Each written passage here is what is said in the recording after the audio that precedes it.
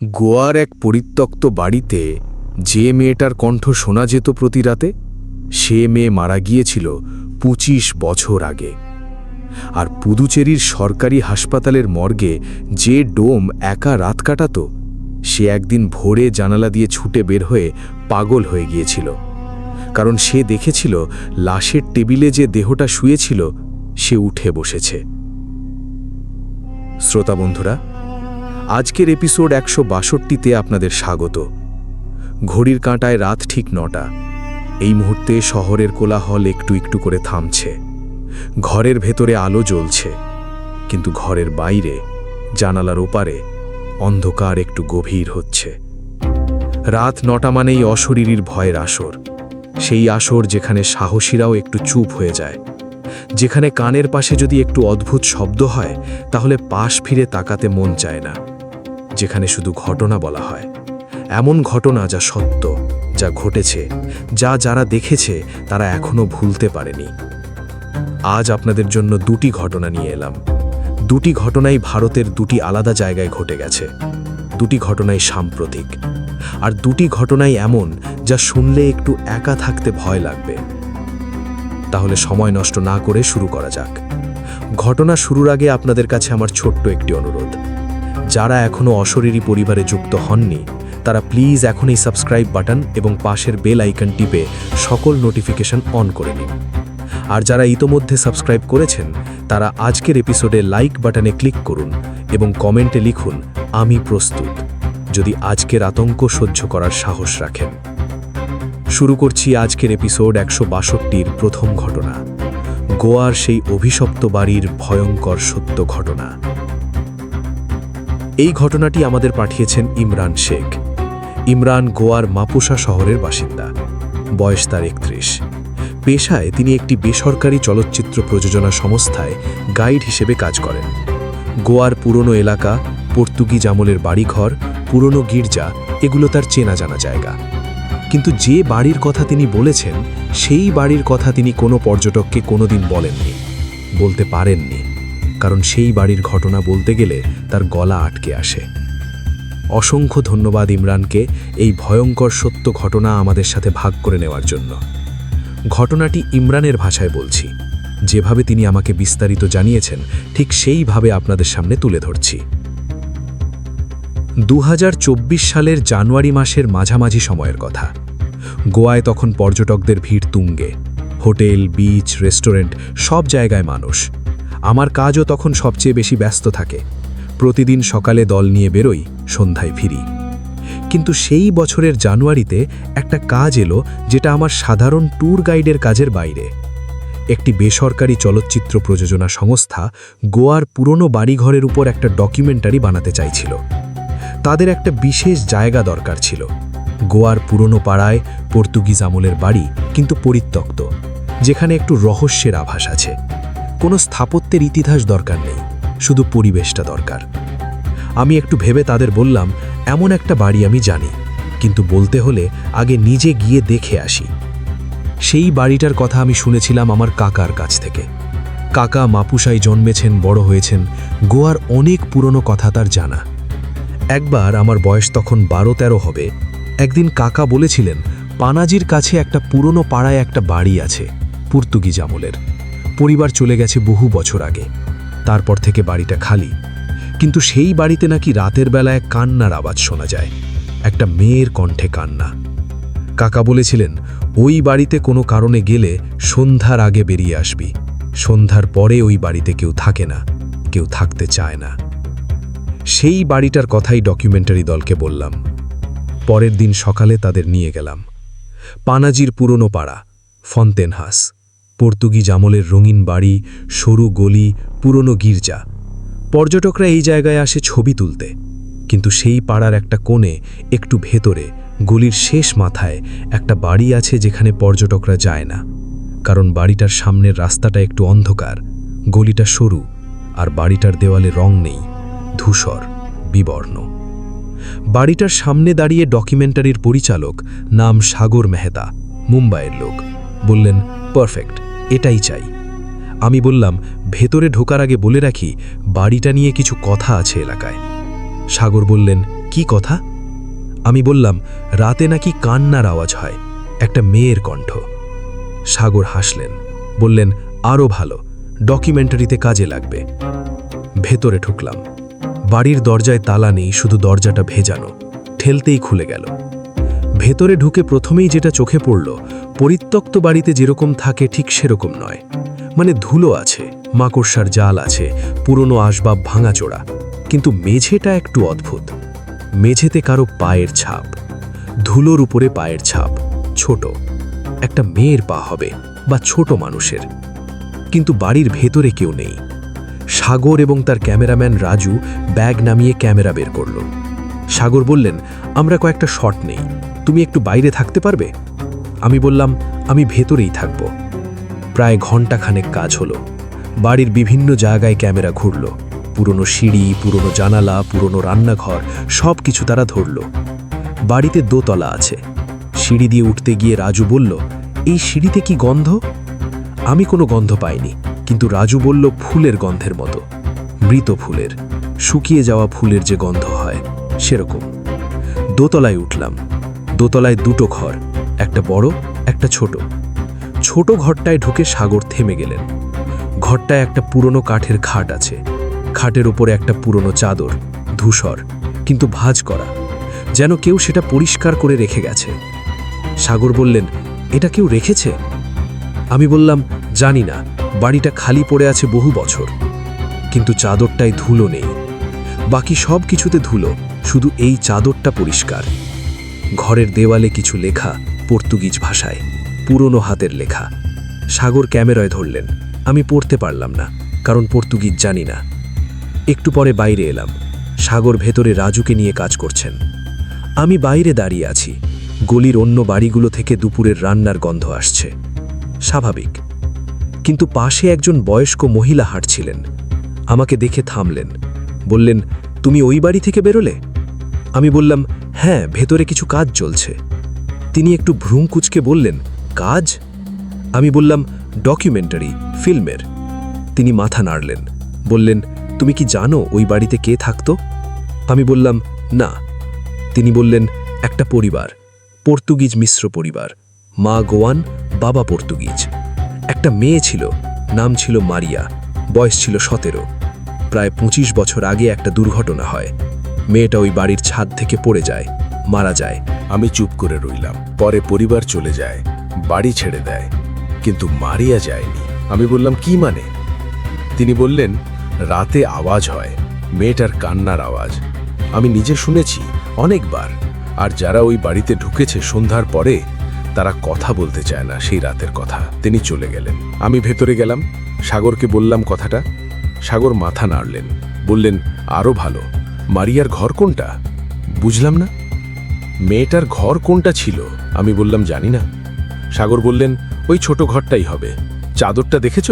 কেউ ব্যবহার করছে মনে হচ্ছে। আমি একটু অস্বস্তিতে পড়লাম। বললাম, সাগরদা, সন্ধ্যার আগে বের হওয়াই ভালো। সাগর বললেন, সন্ধ্যার পরে থাকব, সেই কান্নার আওয়াজটা রেকর্ড করব, ডকুমেন্টারিতে ব্যবহার করব। আমি বললাম, আমি থাকব না। সাগর বললেন, ঠিক আছে, তুমি যাও, আমি আর রাজু থাকব। আমি চলে এলাম। মনে একটা খারাপ অনুভূতি নিয়ে বেরোলাম, কিন্তু ভাবলাম সাগর পেশাদার মানুষ, অনেক জায়গায় গেছেন, সামলে নেবেন। রাত প্রায় 10টায় সাগরের ফোন এলো। ফোন ধরতেই সাগরের গলা শুনলাম, স্বাভাবিক নয়, কাঁপছে। ইমরান? হ্যাঁ, বলুন। তুমি কি আসতে পারবে এখনই? কি হয়েছে? একটু থামলেন, তারপর বললেন, রাজু। রাজুর কি হয়েছে? সন্ধ্যার পর থেকে আওয়াজ শুরু হয়েছিল, উপর থেকে, কান্নার মতো। রাজু একা ওই ছোট ঘরে রেকর্ড করতে ঢুকেছিল। আমি নিচে ছিলাম। হঠাৎ রাজু একটা চিৎকার করল। আমি দৌড়ে উঠে গেলাম। দেখলাম রাজু দেওয়ালের সামনে বসে আছে, ক্যামেরা পড়ে আছে মেঝেতে। আমি ডাকলাম, সে মুখ তুলে তাকালো, কিন্তু কথা বলল না। তখন থেকে কথা বলছে না। আমি চলে গেলাম। গিয়ে দেখলাম রাজু দোতলার সিঁড়ির মাথায় বসে আছে, চোখ খোলা, দৃষ্টি সামনে, কিন্তু কোথায় তাকিয়ে আছে বোঝা যাচ্ছে না। সাগর তার পাশে বসে আছেন। আমি রাজুকে ডাকলাম, কোনো সাড়া নেই। ধরে ধরে বের করলাম, রাস্তায় নিয়ে এলাম। রাস্তায় বেরিয়ে রাজু প্রথম কথা বলল, দেওয়ালে লেখা। আমি বললাম, কি? দেওয়ালে লেখা ছিল পর্তুগিজে। আমি পর্তুগিজ জানি একটু, লেখাটা পড়েছিলাম। আমি বললাম কি লেখা ছিল? রাজু বলল, লেখা ছিল, এই ঘরে যে আসে সে আমার সাথে কথা বলে, আমি একা থাকতে চাই না। আমি বললাম তারপর?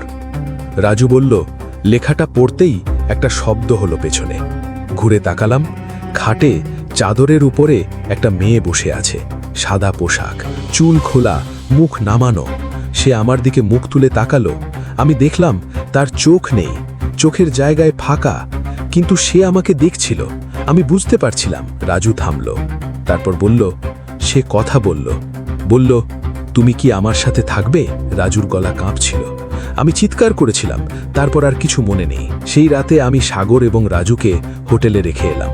রাজু পরের দিন সকালে গোয়া ছেড়ে মুম্বাই চলে গেল। সাগরও একদিন পরে চলে গেলেন। কিন্তু সাগর যাওয়ার আগে আমাকে বললেন, ইমরান, একটা কথা। সেই রাতে রাজু চিৎকার করার পরে যখন আমি দোতলায় উঠেছিলাম, ঘরে ঢোকার আগে দরজার বাইরে দাঁড়িয়েছিলাম কয়েক সেকেন্ড। সেই কয়েক সেকেন্ড ঘরের ভেতরে থেকে একটা কথা শুনেছিলাম, মেয়েলি গলায়। আমি বললাম, কি বলছিল? সাগর বলছিল, সে যাক না, তুমি থাকো। এরপর প্রায় 2 সপ্তাহ গেল স্বাভাবিকভাবে। আমি সেই বাড়ির ধারে কাছে গেলাম না। কিন্তু ফেব্রুয়ারির শুরুতে একটা ঘটনা হলো। রাত তখন প্রায় 11টা। আমি ঘুমের প্রস্তুতি নিচ্ছি।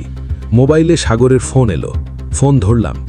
ওপাশ থেকে সাগরের গলা, কিন্তু গলার আওয়াজটা একটু ভিন্ন লাগছে, ক্লান্ত, আবছা। ইমরান? হ্যাঁ বলুন। সেই বাড়িতে তুমি কি আবার গেছো? না। কেন? একটু থামলেন, তারপর বললেন, আমি গতকাল রাতে স্বপ্নে সেই বাড়িটা দেখলাম। ছোট ঘরটায় ছিলাম, মারিয়া ছিল। সে বলছিল, তোমার গাইড কবে আসবে? আমি তার সাথে কথা বলতে চাই। আমার হাত ঠান্ডা হয়ে গেল। সাগর বললেন, আমি মুম্বাইতে আছি, তবু স্বপ্নে ওই বাড়ি আসছে। ইমরান, সেই ক্যামেরার ফুটেজ রাজু এনকোড করেছিল। সেই ফুটেজে একটা জিনিস আছে, তুমি দেখবে। পরের দিন সকালে হোয়াটসঅ্যাপে ফুটেজটা পাঠালেন। সেই ছোট ঘরের ফুটেজ রাজু রেকর্ড করেছিল। ঘরটা ফাঁকা, খাটে চাদর ভাঁজ করা, দেওয়ালে পর্তুগিজে লেখা। রাজু ক্যামেরা নামিয়ে রেখেছিল ট্রাইপডে, দেওয়ালের লেখা পড়ছে। সেই সময়ের ফুটেজে খাটের পাশে একটা অবয়ব, ঝাপসা কিন্তু আছে, সাদা, লম্বা, একটা মেয়ের মতো দাঁড়িয়ে। মুখ নেই, স্পষ্ট নয়, কিন্তু তার মুখের দিক ক্যামেরার দিকে, মানে যেখানে রাজু দাঁড়িয়ে আছে সেদিকে। ফুটেজে ওটা মাত্র 3 সেকেন্ড আছে, তারপর নেই। কিন্তু রাজু সেই মুহূর্তে ঘুরে তাকিয়েছিল, মানে সে কিছু অনুভব করেছিল। তারপর চিৎকার। আমি সেই ফুটেজ দেখলাম, বারবার দেখলাম। অবয়বটা আছে, নিশ্চিত এটা ক্যামেরার ত্রুটি নয়। সাগরকে ফোন করলাম, বললাম, ফুটেজ দেখেছি। সাগর বললেন, কি মনে হচ্ছে? বললাম, মারিয়া আছে ওই বাড়িতে। সাগর একটু চুপ থেকে বললেন, ইমরান, একটা কথা বলি। সেই ফুটেজের অডিও ট্র্যাকটে একটা জিনিস আছে। কি? যখন অবয়বটা ফ্রেমে আসে তখন অডিওতে একটা শব্দ আছে। আমি এনহ্যান্স করেছি, শুনেছি। কি শব্দ? কারো নাম, একটা নাম বলছে। কার নাম? সাগর বললেন, তোমার নাম, ইমরান। আমি কিছুক্ষণ কথা বলতে পারলাম না। মারিয়া তোমার নাম জানে কিভাবে? সাগর বললেন, আমি জানি না, কিন্তু সেই বাড়িতে তুমি ঢুকেছিলে, তুমি কি সেখানে নিজের নাম বলেছিলে? ভাবলাম, না, বলিনি। কোনো কারণে নিজের নাম বলার প্রসঙ্গই আসেনি, কিন্তু অডিওতে আমার নাম। সেই রাত থেকে একটা অস্বস্তি শুরু হলো। ঘুমের মধ্যে একটা অনুভূতি হয়, যেন কেউ ঘরে আছে। চোখ খুলি, কেউ নেই, কিন্তু অনুভূতিটা থাকে। প্রায় 10 দিন এরকম চলল। তারপর একদিন রাতে ঘুম থেকে উঠলাম হঠাৎ, কারণ বুঝলাম না। ঘরে আলো নেই, অন্ধকার, কিন্তু ঘরের কোণ থেকে একটা গন্ধ আসছে, মৃত ফুলের গন্ধ। সেই গন্ধটা বাড়িতে রাজু বলেছিল সিঁড়িতে পেয়েছিল। আমি আলো জ্বাললাম, ঘরের কোণে কেউ নেই। গন্ধটা আস্তে আস্তে মিলিয়ে গেল। পরের দিন সকালে একজনের কাছে গেলাম। ফন্টেনহাস এলাকায় একজন বয়স্ক মানুষ আছেন, ফাদার অ্যান্টোনিও বলে সবাই চেনে। তিনি একজন অবসরপ্রাপ্ত পাদ্রী, এলাকার অনেক পুরনো কথা জানেন। তাকে সব বললাম, তিনি শুনলেন। তারপর বললেন, মারিয়ার কথা আমি জানি। সেই পরিবার চলে যাওয়ার আগে আমার কাছে এসেছিল। মারিয়ার বাবা ডমিনিক কস্তা বলেছিলেন, মেয়ে চলে গেছে কিন্তু বাড়ি ছাড়তে চাইছে না। রাতে আওয়াজ হয়।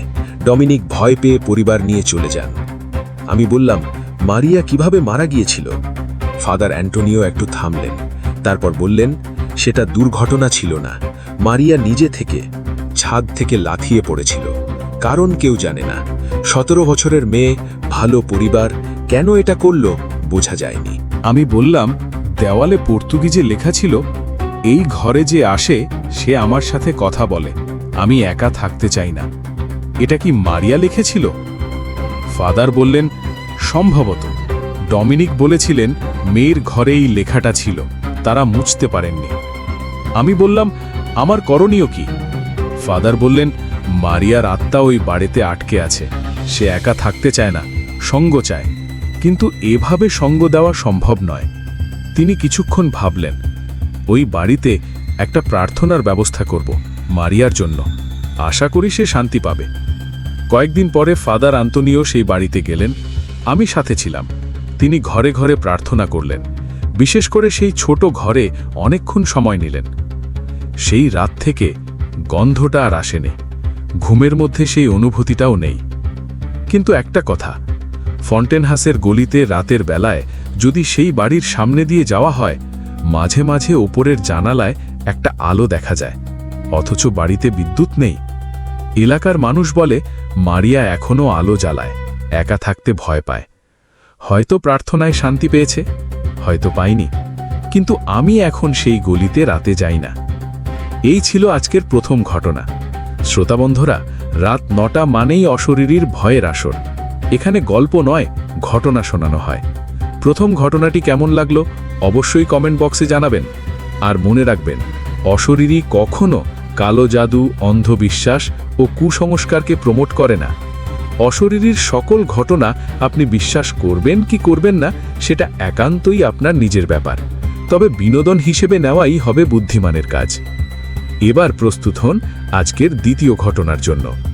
আজকের দ্বিতীয় ঘটনা নিয়ে আমরা যাব পুদুচেরিতে, ভারতের পূর্ব উপকূলের সেই কেন্দ্রশাসিত অঞ্চলে যেখানে একটি পুরনো সরকারি হাসপাতালের মর্গে কর্মরত একজন ডোম একটি রাতে এমন কিছু দেখেছিলেন যা দেখার পরে তিনি আর সেই হাসপাতালের দিকে ফিরে তাকাননি। দ্বিতীয় ঘটনা, পুদুচেরির সরকারি হাসপাতালের মর্গে পিশাচের ভয়ঙ্কর সত্য ঘটনা। এই ঘটনাটি আমাদের পাঠিয়েছেন করিম উদ্দিন। করিম পুদুচেরির বাসিন্দা, বয়স তার 42। তিনি একটি বেসরকারি স্বাস্থ্যসেবা সংস্থায় চতুর্থ শ্রেণীর কর্মচারী হিসেবে কাজ করেন। তার বড় ভাই রহমত, বয়স 25 বছর, সরকারি হাসপাতালের মর্গে ডোম হিসেবে কাজ করতেন। করিম এই ঘটনা নিজে দেখেননি, কিন্তু এই ঘটনার ভুক্তভোগী তার ভাই রহমত, যার মুখ থেকে শুনেছেন, যার চোখে দেখেছেন কি হয়েছিল সেই রাতের পরে। অসংখ্য ধন্যবাদ করিমকে এই ভয়ঙ্কর সত্য ঘটনা আমাদের সাথে ভাগ করে নেওয়ার জন্য। ঘটনাটি করিমের ভাষায় বলছি। আমার ভাই রহমত একটু অন্য রকমের মানুষ ছিল, মানে ভয় ডর কম। যেখানে আমরা সাধারণ মানুষ একটু ইতস্তত করি, সেখানে রহমত সরাসরি যেত। মর্গে কাজ নেওয়ার সময়ও এটাই ছিল। পরিচিতরা বলেছিল, ওখানে থাকতে পারবি, লাশ দেখতে হবে। রহমত বলেছিল, লাশ তো মানুষই ছিল, মৃত মানুষকে ভয় কেন পাব? পুদুচেরির সেই সরকারি হাসপাতালটা শহরের দক্ষিণ প্রান্তে। পুরনো হাসপাতাল, ব্রিটিশ আমলের ভিত্তির ওপরে পরে বড় করা হয়েছে। মর্গ বিল্ডিংটা একটু আলাদা, মূল হাসপাতাল থেকে কিছুটা দূরে, পেছন দিকে, একটু পুরনো, একটু স্যাঁতসেঁতে। রহমত সেই মর্গে কাজ শুরু করেছিল 2022 সালের মে মাসে। প্রথম কয়েক মাস সব স্বাভাবিক, মর্গে রাতের ডিউটিও পড়ত। রহমত কোনোদিন অভিযোগ করেনি। কিন্তু 2023 সালের সেপ্টেম্বর মাসে একটা ঘটনা হলো। সেপ্টেম্বরের মাঝামাঝি রহমত রাতের ডিউটিতে ছিল। রাতের ডিউটিতে মর্গে একজনই থাকে সাধারণত, ডোম। বড় কোনো ঘটনা না হলে রাতে নতুন কোনো মৃতদেহ আসে না। সেই রাতে মর্গে 3টে মৃতদেহ ছিল। 3টেই পোস্টমর্টেমের জন্য রাখা, পরের দিন সকালে পোস্টমর্টেম হবে। রাত 10টার পরে রহমত নিজের কক্ষে বসেছিল। মর্গের পাশেই একটা ছোট্ট কক্ষ আছে ডোমের জন্য, একটা চেয়ার, একটা কেবেল, একটা মাদুর। রহমত সেখানে বসে চা খাচ্ছিল। প্রায় রাত 11টায় মর্গের ভেতর থেকে একটা শব্দ হলো। রহমত প্রথমে পাত্তা দিল না। মর্গে বিভিন্ন কারণে শব্দ হয়, গ্যাস নির্গত হয়, মাংসপেশি সংকুচিত হয়, এগুলো স্বাভাবিক। নতুন ডোমরা ভয় পায়, অভিজ্ঞরা পায় না। কিন্তু শব্দটা থামল না, একটানা একটু শব্দ, যেন কেউ কিছু একটা টানছে বা সরাচ্ছে। রহমত উঠে দরজার কাছে গেল। কান পাতল, ভেতর থেকে শব্দ আসছে। ধীরে দরজা খুলল। মর্গে 3টে টেবিলে 3টে দেহ ঢাকা আছে সাদা চাদরে। আলো জ্বলছে, একটা হলুদ আলো, ডিম আলো। পুরনো হাসপাতালের মর্গে বেশি আলো থাকে না, সবকিছু স্বাভাবিক দেখাচ্ছে। রহমত একটু ভেতরে এলো, তখনই দেখল 3 নম্বর টেবিলে সবচেয়ে দূরে দেহটার পা বেরিয়ে আছে চাদরের বাইরে। পা দুটো টেবিল থেকে ঝুলছে। রহমত প্রথমে ভাবল চাদর সরে গেছে, এটা হয় মাঝে মাঝে, গিয়ে ঠিক করে দিতে হবে। সে এগিয়ে গেল, কাছে যেতেই থামল। পা দুটো নড়ছে, মানে ঝুলছে না, একটু একটু করে দুলছে, যেন কেউ পা নাড়াচ্ছে। রহমত বলেছিল সেই মুহূর্তে তার মাথায় একটাই চিন্তা এলো, মৃত মানুষের পা নড়ে না, এই মানুষ তাহলে মারা যায়নি, ভুলে মর্গে পাঠানো হয়েছে। সে আরও কাছে গেল, চাদর একটু সরাতে গেল, সেই মুহূর্তে দেহটা উঠে বসল।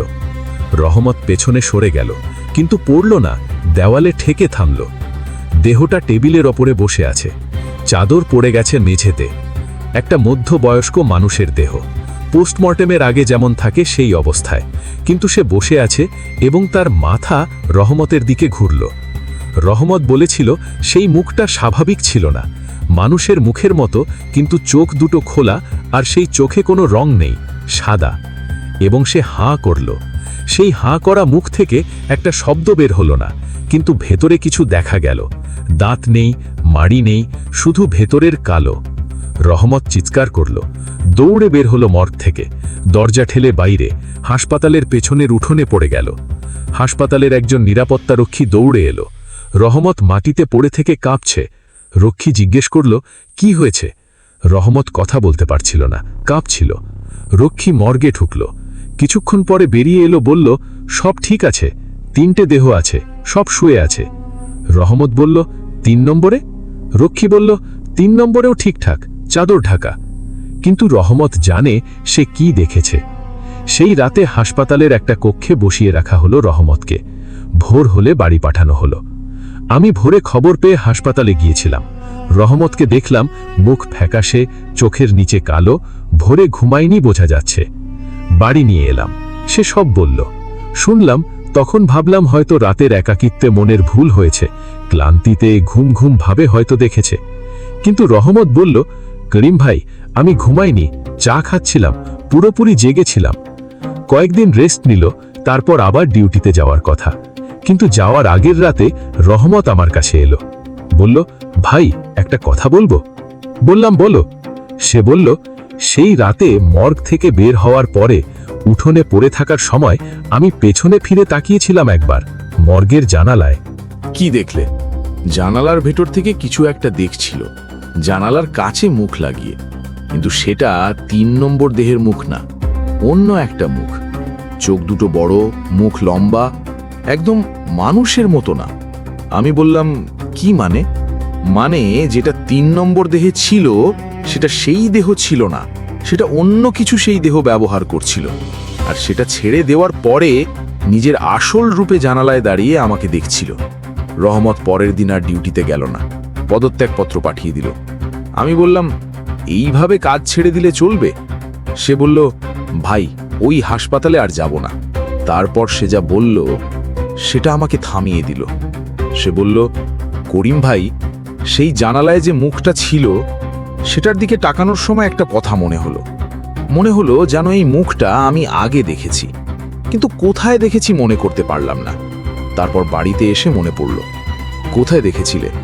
ছোটবেলায় আমাদের পুরনো বাড়িতে, মানে দাদা বাড়িতে, পুকুরের পাশে একটা বাঁশ ঝাড় ছিল। সেই বাঁশ ঝাড়ের ভেতরে একবার ওই মুখটা দেখেছিলাম রাতে। তখন আমার বয়স 7-8 বছর। পরে বলেছিলাম মাকে, মা বলেছিলেন স্বপ্ন দেখেছি। কিন্তু এটা স্বপ্ন ছিল না, না স্বপ্ন ছিল না। আর সেই একই মুখ পুদুচেরির মর্গের জানালায়। আমি সেই কথাটা হজম করতে পারলাম না। কিছুদিন পরে পুদুচেরির একজন পরিচিতের মাধ্যমে সেই হাসপাতালের আরেকজন ডোমের সাথে কথা বললাম। নাম বলবো না। সে সেই হাসপাতালে বহু বছর ধরে কাজ করছে। তাকে জিজ্ঞেস করলাম, মর্গে কোনো অদ্ভুত ঘটনা কি আগে হয়েছে? সে হাসল, তারপর বলল, আগে মানে এর আগে কোনো ডোম কি এরকম কিছু দেখেছে? সে একটু থামল, তারপর বলল, দেখো, এই হাসপাতালের মর্গটা পুরনো। এই ভবনটা ছিল একটা পুরনো মেডিকেল কলেজের অংশ, সেই ব্রিটিশ আমলের। তখন এখানে সব ব্যবচ্ছেদ হতো, শিক্ষার্থীরা সব কাটত, পরীক্ষা করত। তারপর ব্রিটিশরা চলে যাওয়ার পরে সেই মেডিকেল কলেজ উঠে গেল, ভবনটা হয়ে গেল হাসপাতালের অংশ, মর্গ হলো। কিন্তু পুরনো একটা গল্প আছে, সেই মেডিকেল কলেজের আমলে নাকি একবার একটা ঘটনা হয়েছিল। একজন শিক্ষার্থী একটা শব নিয়ে রাতে একা কাজ করছিল। সকালে এসে দেখা গেল শিক্ষার্থী মেঝেতে পড়ে আছে, জ্ঞান নেই, আর শবটা টেবিলে নেই, মেঝেতে পড়ে আছে উল্টো হয়ে। কি ঘটেছিল? সে বলল, শিক্ষার্থী পরে জ্ঞান ফিরে বলেছিল শবটা উঠে বসেছিল, কিন্তু শবের ভেতরে অন্য কিছু ছিল। কারণ উঠে বসার পরে সে হাঁটতে পেরেছিল, টেবিল থেকে নেমে এসেছিল, শিক্ষার্থীর দিকে এগিয়ে এসেছিল।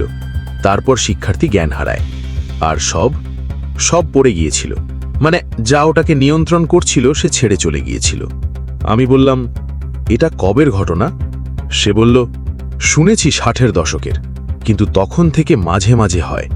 সবাই বলে না, বলতে চায় না, কারণ বললে লোকে পাগল ভাববে। রহমতের ক্ষেত্রে যা হয়েছে? সে বলল, রহমত নিজেই দেখেছে, কিন্তু সে ভাগ্যবান যে বেরিয়ে আসতে পেরেছে। আগে একজন ডোম এমন ঘটনার পরে মাথা ঠিক রাখতে পারেননি।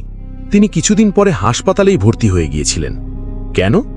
বলতেন, মর্গ থেকে একটা জিনিস তার পেছনে লেগে গেছে। রাতে ঘুমোতে পারতেন না, কান্নার আওয়াজ শুনতেন। আমি কথা বন্ধ করলাম সেখানেই।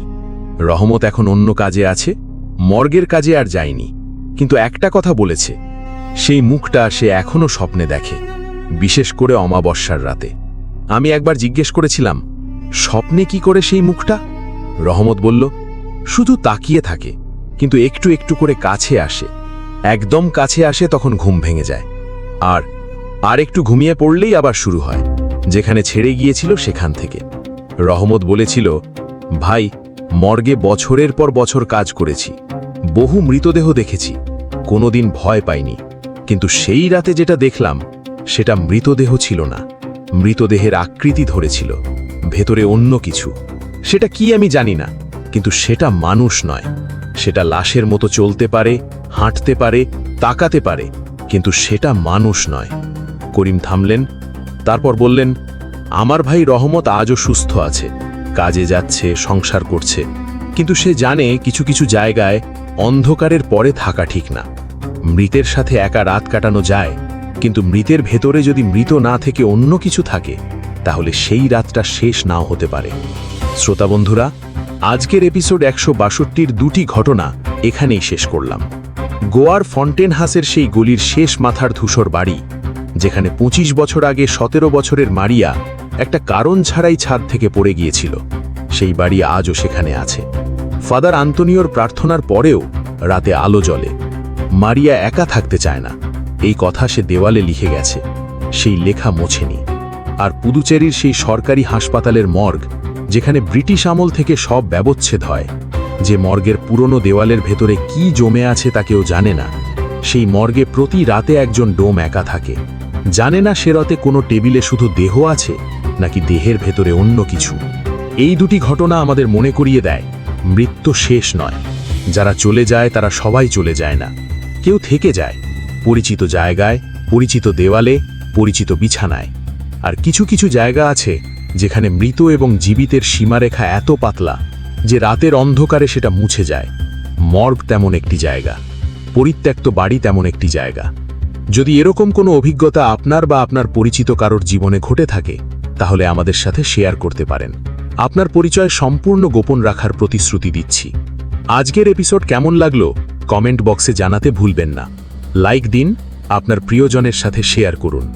যারা এখনও সাবস্ক্রাইব করেননি, প্লিজ এখনই সাবস্ক্রাইব করুন এবং বেল আইকন অন করুন, যেন পরের এপিসোড প্রকাশ হওয়ার সাথে সাথে নোটিফিকেশন পান। মনে রাখবেন, রাত 9টা মানেই অশরীরের ভয়ের আসর। এই আসর থেকে বের হওয়ার পথ নেই, কারণ ভয় যতক্ষণ আছে, অশরীরই ততক্ষণ আছে। অন্ধকার যতক্ষণ থাকবে, এই আসর চলতে থাকবে। আগামী নতুন এপিসোডে সম্পূর্ণ নতুন ভয়ঙ্কর সত্য ঘটনা নিয়ে হাজির হব। সে পর্যন্ত ভালো থাকুন, সুস্থ থাকুন, সুন্দর থাকুন, নিরাপদে থাকুন। পুরনো পরিত্যক্ত বাড়ির দেওয়ালের লেখা পড়বেন না, মর্গের দরজায় একা রাতে দাঁড়াবেন না। আর কোনো বাড়ির জানালায় রাতের বেলা আলো জ্বলতে দেখলে কিন্তু বাড়িটা খালি, সেদিকে তাকাবেন না বেশিক্ষণ, কারণ যে আলো জ্বালিয়েছে সে আপনাকে দেখছে। শুভরাত্রি।